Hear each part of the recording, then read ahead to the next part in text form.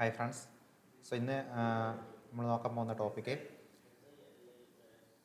സയൻസിൻ്റെ 5ാം ക്ലാസ്സിലെ രണ്ടാമത്തെ ചാപ്റ്ററാണ് മാറ്റത്തിൻ്റെ പൊരുൾ എന്നുള്ള. 6ാം ക്ലാസ്സിലെ രണ്ടാമത്തെ ചാപ്റ്ററാണ് മാറ്റത്തിൻ്റെ പൊരുൾ എന്നുള്ള ചാപ്റ്റർ. അപ്പോൾ ഇമ്പോർട്ടൻ്റ് ആയിട്ടുള്ള ചാപ്റ്ററാണ്. പ്രത്യേകിച്ച് ഊർജ്ജവുമായിട്ട് ബന്ധപ്പെട്ടൊക്കെ കാര്യങ്ങളൊക്കെയാണ് ഇതിൽ പറയുന്നത്. അപ്പോൾ ഇതിൽ മെയിനായിട്ട് എന്തൊക്കെയാണ് പോയിന്റുകൾ എന്നുള്ളത് നമുക്കൊന്ന് നോക്കാം. ആദ്യമായിട്ട് പ്രകാശം ഒരു ഊർജ്ജ രൂപമാണ്. പ്രകാശം എന്നുള്ളത് ഒരു ഊർജ്ജ രൂപമാണെന്നാണ് പറയുന്നത്. ഒരു പോയിന്റാണ്, ജസ്റ്റ് എന്ത് ചെയ്യുക, നോട്ട് ചെയ്ത് നോക്കുക. അതേപോലെ തന്നെ താപം, വൈദ്യുതി, പ്രകാശം, ശബ്ദം എന്നിവയെല്ലാം എന്താണ് ഊർജത്തിൻ്റെ വിവിധ രൂപങ്ങളാണ്. ഊർജം വിവിധ രൂപങ്ങളിൽ കാണുന്നതാണ്. താപമായിട്ടും വൈദ്യുതിയായിട്ടും പ്രകാശമായിട്ടും ശബ്ദമായിട്ടും ഒക്കെ. അപ്പോൾ ബൾബ് പ്രകാശിച്ചു കൊണ്ടിരിക്കുമ്പോൾ ഏതെല്ലാം ഊർജ്ജ രൂപങ്ങളാണ് ഉണ്ടാകുന്നതെന്നാണ് ഒരു ക്വസ്റ്റ്യൻ ചോദിച്ചിരിക്കുന്നത്. അതൊന്ന് ഓർത്ത് വെക്കണം. ബൾബ് പ്രകാശിക്കുമ്പോൾ 2 ഊർജ്ജങ്ങളാണ് മെയിനായിട്ട് ഉണ്ടാകുന്നത്. പ്രകാശ ഊർജ്ജവും അതേപോലെ താപോർജ്ജവും. താപവും പ്രകാശവുമാണ് മെയിനായിട്ട് എന്ത് ചെയ്യുന്നത് ഇവിടെ ഉൽപ്പാദിപ്പിക്കപ്പെടുന്നത്. ആ രണ്ടും ഒന്ന് ഓർത്ത് വെക്കുക. ഇനി അടുത്തതിൽ ഊർജം ഒരു രൂപത്തിൽ നിന്ന് മറ്റൊരു രൂപത്തിലേക്ക് മാറ്റാൻ പറ്റും.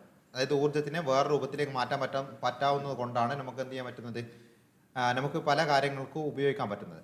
അപ്പോൾ ഇതിൽ ഫസ്റ്റ് യന്ത്രങ്ങളുടെ പ്രവർത്തനത്തിലൂടെയുള്ള യാന്ത്രികോർജ്ജമാണ് വാഹനങ്ങളെ എന്ത് ചെയ്യുന്നത്, ചലിപ്പിക്കുന്നത്. അപ്പോൾ യന്ത്രങ്ങൾ പ്രവർത്തിക്കുമ്പോൾ ഉണ്ടാകുന്ന യാന്ത്രിക ഊർജ്ജമാണ് വാഹനങ്ങളെ എന്ത് ചെയ്യുന്നത്, ചലിപ്പിക്കുന്നത്. അപ്പോൾ യാന്ത്രികോർജ്ജം എന്താണെന്നാണ് ഇവിടെ പറയുന്നത്. ഇനി അടുത്തത് രാസോർജ്ജം. രാസോർജ്ജം എന്താണെന്ന് വെച്ചാൽ പദാർത്ഥങ്ങളിൽ അടങ്ങിയിരിക്കുന്ന ഊർജ്ജമാണ് രാസോർജ്ജം. പ്രകാശ സംശ്ലേഷണം വഴി സസ്യങ്ങൾ സൗരോർജ്ജത്തെ എന്താക്കി മാറ്റും, രാസോർജ്ജമാക്കിയിട്ട് മാറ്റും. ഇത് വെരി ഇമ്പോർട്ടൻ്റ് ആണ്. ഇത് മുമ്പ് ഒരു പ്രാവശ്യം ക്വസ്റ്റ്യൻ ചോദിച്ചിട്ടുണ്ട്. പ്രകാശ സംശ്ലേഷണത്തിൽ നടക്കുന്ന ഊർജ്ജ പരിവർത്തനം എന്താണെന്നുള്ളത്. ആ പ്രകാശ സംശ്ലേഷണത്തിൽ എന്ത് ഊർജ്ജമാണ് നടക്കുന്നത്, ഏത് ഊർജ്ജം എങ്ങനെയാണ് നടക്കുന്നത്, സൗരോർജ്ജത്തെ, അതായത് സൂര്യനിൽ നിന്ന് വരുന്ന പ്രകാശരശ്മികളിൽ നിന്നുള്ള സൗരോർജ്ജത്തെ എന്താക്കി മാറ്റും, സസ്യങ്ങൾ രാസോർജ്ജമാക്കിയിട്ടാണ് ഇവിടെ കൺവേർട്ട് ചെയ്യുന്നത്. അത് രാസോർജ്ജമാക്കിയിട്ടാണ് സ്റ്റോർ ചെയ്യുന്നത്. നമ്മൾ ഓൾറെഡി മുമ്പ് പറഞ്ഞിട്ടുണ്ട്. അതെന്താണ്, അത് ഗ്ലൂക്കോസ് ആക്കിയിട്ട് എന്ത് ചെയ്യുന്നുണ്ട്, സ്റ്റോർ ചെയ്യുന്നുണ്ട് എന്നല്ല. അപ്പോൾ ആ ഒരു പോയിന്റ് ഓർത്തുക്കുക, അത് ഇമ്പോർട്ടൻ്റ് ആണ്. ഇനി അടുത്തത് നമുക്കിതിൽ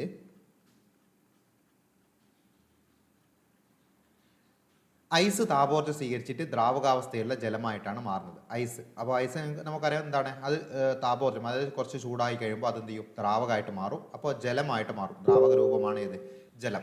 ഈ ജലം വീണ്ടും താപം സ്വീകരിച്ച്, അതായത് ചൂടാക്കിയാൽ അതെന്തായിട്ടാണ് പിന്നെ മാറുന്നത്, വാതകാവസ്ഥയിലുള്ള നീരാവിയായിട്ട് പിന്നെ മാറിയിട്ട് പോകും. അപ്പോൾ വാതകാവസ്ഥയിലുള്ള നീരാവിയായിട്ടാണ് പോകുന്നത്. അങ്ങനെ നീരാവി താപോർജ്ജം നഷ്ടപ്പെടുമ്പോൾ എന്ത് ചെയ്യും, തിരിച്ച് ഇങ്ങോട്ടേക്ക് തന്നെ വരും, അതായത് ജലമായിട്ട് മാറും. ഈ ജലം വീണ്ടും താപോർജ്ജം നഷ്ടപ്പെടുമ്പോൾ എന്തായിട്ട് മാറും, ഐസായിട്ട് മാറും. അപ്പോൾ ഇവിടെ ഒരു ഇമ്പോർട്ടൻ്റ് ആയിട്ടുള്ളൊരു ഡെഫിനിഷനാണ് നമ്മൾ പഠിക്കാൻ പോകുന്നത്, അവസ്ഥാ മാറ്റം എന്നുള്ളത്. അതായത് വസ്തുക്കൾ മതിയായ അളവിൽ താപോർജ്ജം സ്വീകരിക്കുമ്പോഴും അതേപോലെ പുറത്തു വിടുമ്പോഴും അവസ്ഥാ മാറ്റത്തിന് വിധേയമാകുന്നു. അതായത് അവസ്ഥ മാറ്റം എന്ന് പറയുന്നത് എന്താണ്, ഒന്ന് ഖരാവസ്ഥ, വാതകം, ദ്രാവകം, അതിലേതെങ്കിലും ഒന്നിലേക്ക് എന്ത് ചെയ്യും, അതിങ്ങനെ കൺവേർട്ട് ചെയ്തിട്ട് പോകും. അപ്പോൾ താപോർജ്ജം സ്വീകരിച്ച് ഖരാവസ്ഥയിൽ നിന്ന് ദ്രാവകാവസ്ഥയിലേക്കും തുടർന്ന് വാതകാവസ്ഥയിലേക്കും മാറും. അപ്പോൾ താപോർജ്ജം സ്വീകരിച്ചിട്ടാണ് എന്ത് ചെയ്യുന്നത്, ഖരം ദ്രാവകമാകുന്നത്. ദ്രാവക അവസ്ഥയിലുള്ള വസ്തു താപോർജ്ജം സ്വീകരിച്ചിട്ടാണ് എന്ത് ചെയ്യുന്നത്, വാതകാവസ്ഥയിലേക്ക് മാറുന്നത്. ഇനി ഊർജ്ജം പുറത്ത് വിട്ടിട്ട്, അതായത് സ്വീകരിക്കാതെ പുറത്ത് വിടുകയാണെങ്കിൽ വാതകാവസ്ഥയിലുള്ള വസ്തുക്കൾ എന്തായിട്ട് മാറും, തിരിച്ച് ദ്രാവകാവസ്ഥയിലേക്ക് മാറും. അത് വീണ്ടും എന്താണ്, ഊർജ്ജം പുറത്ത് വിടുകയാണെങ്കിൽ അത് തിരിച്ച് വീണ്ടും എന്തിലേക്ക് പോകും, ഖരാവസ്ഥയിലേക്ക് മാറും. അപ്പോൾ ആ പോയിന്റുകൾ നോക്കുക. ഏറ്റവും കൂടുതൽ ഊർജ്ജമുള്ള അവസ്ഥ ഇവയിൽ ഏതാണെന്നാണ് ചോദിക്കുന്നത്. ഏറ്റവും കൂടുതൽ ഊർജ്ജമുള്ള അവസ്ഥ ഏതാണ്, ഇതിൽ വാതകാവസ്ഥയിലാണ് ഏറ്റവും കൂടുതൽ. ഈ തന്നിരിക്കുന്നതിൽ ഏറ്റവും കൂടുതൽ ഊർജ്ജമുള്ള അവസ്ഥ വാതകാവസ്ഥയാണ്. ഏറ്റവും കുറഞ്ഞ ഊർജ്ജം ഏത് അവസ്ഥയിലായിരിക്കും ഉണ്ടാവുന്നത്, അത് ഖരാവസ്ഥയിലാണ്. ആ ഖരാവസ്ഥയിൽ നമുക്കറിയാം ഊർജ്ജം കുറവായതുകൊണ്ട് എന്താണ്, അത് കറക്റ്റായിട്ട് എന്ത് ചെയ്യും, ഒരു അടുക്കിയിട്ടാണ് ഉണ്ടാവുക, അതിൻ്റെ ആറ്റംസ് ഉണ്ടാകുന്നത്. ഊർജ്ജം ഏറ്റവും കൂടുതലുള്ളത് വാതകാവസ്ഥയിലാണ്. ആ പോയിന്റ് കൊണ്ട് എന്ത് ചെയ്യണം, അവിടെ നിന്ന് ഇമ്പോർട്ടൻ്റ് ആയിട്ട് ഓർത്ത് വെക്കണം. ഇനി അടുത്തത് ഭൗതിക മാറ്റം അല്ലെങ്കിൽ ഫിസിക്കൽ ചേഞ്ച് എന്നാണെന്നുള്ളതാണ്. അപ്പോൾ ഒരു വസ്തുവിൻ്റെ അവസ്ഥ, ആകൃതി, വലിപ്പം എന്നീ ഭൗതിക ഗുണങ്ങൾ, അതൊക്കെ ഭൗതിക ഗുണങ്ങൾ, അതിൻ്റെ കാണാൻ പറ്റുന്ന ഗുണങ്ങളാണ് അവസ്ഥയും ആകൃതി വലിപ്പവും ഒക്കെ. അപ്പോൾ അതിൽ വരുന്ന മാറ്റങ്ങളെയാണ് എന്ത് വിളിക്കുന്നത്, ഭൗതിക മാറ്റങ്ങൾ എന്ന് വിളിക്കുന്നത്. അപ്പോൾ വികസിക്കുന്നതും ഉരുകുന്നതും പൊട്ടുന്നതും കീറുന്നതും ഒക്കെ എന്താണ്, ഭൗതിക മാറ്റങ്ങളിൽ പെടുന്നതാണ്. അപ്പോൾ അത് നമുക്ക് എന്താ ഭൗതികമായിട്ട് കാണാൻ പറ്റും. ഭൗതിക മാറ്റങ്ങൾ മൂലം എന്താണ്, പുതിയ പദാർത്ഥങ്ങൾ എന്ത് ചെയ്യുന്നില്ല, ഉണ്ടാവുന്നില്ല. അത് അതേ പദാർത്ഥം തന്നെ എന്താണ്, അതിൻ്റെ ഒന്നെങ്കിൽ അതിൻ്റെ എന്താണ് ആകൃതിക്ക് അല്ലെങ്കിൽ വലിപ്പത്തിന് അല്ലെങ്കിൽ അവസ്ഥയ്ക്ക് ചെറിയൊരു മാറ്റം വരുന്നത് മാത്രമേ ഉള്ളൂ.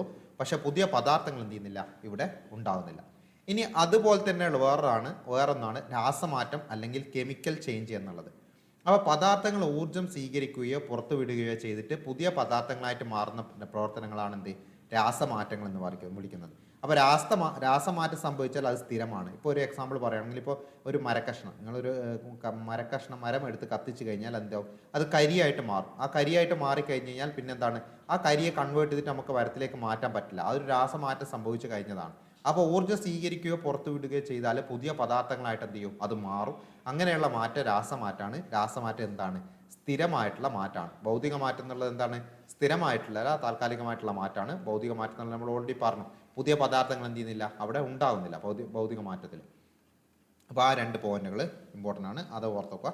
ഈ ചാപ്റ്ററിൽ ഇത്രയും കാര്യങ്ങളേ ഉള്ളൂ. അത് നമുക്ക് ഊർജ്ജമായിട്ട് ബന്ധപ്പെട്ടതിൻ്റെ കുറച്ച് പോയിൻ്റാണ്. ഇനി ഊർജ്ജമായിട്ട് ബന്ധപ്പെട്ട ചാപ്റ്റേഴ്സ് നമുക്ക് വരാനുണ്ട്, ഒത്തിരി ചാപ്റ്റേഴ്സ് വരാനുണ്ട്. അപ്പോൾ ആ ഒരു ചാപ്റ്റേഴ്സിലേക്കുള്ള ഒരു ഇൻട്രോ ആണ് ഈ ഒരു ചാപ്റ്ററിൽ പറഞ്ഞിട്ടുള്ളത്. നമുക്ക് വേറെ ചാപ്റ്ററായിട്ട് അടുത്തൊരു ക്ലാസ് കാണാം.